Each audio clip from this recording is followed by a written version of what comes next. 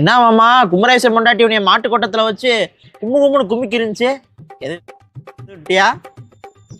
ஓ வாய கழுவியா மாப்பிள. நான் அனுமன் பக்தியா கட்ட பிரம்மச்சாரி. அப்புறம் இது கும்முச்சு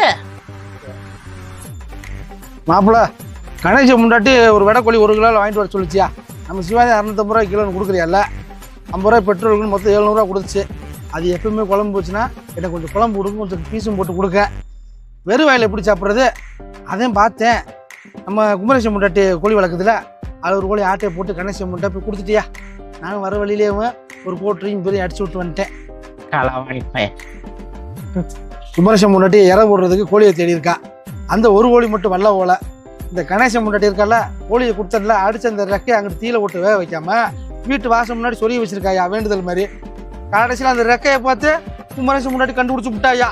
என் வீட்டு கோழிதான், எந்த முண்டை எடுத்தா எந்த தேப்பு மாசுன்னு தமிழை எத்தனை கெட்ட வார்த்தை இருக்கா அத்தனையும் பேசி வந்து கிழிச்சு நாரடிச்சு விட்டாயா. கடைசியில் நேரம் கணேசன் முண்டாட்டி போய் அடியே என் கோழி நீ தாண்டி களவாட்டேன்னு அவங்க கூட மல்லு கட்டி அடிச்சு உருண்டு கடைசியில் கணேசன் முண்டாட்டி என்னை சொல்லி விட்டாயா.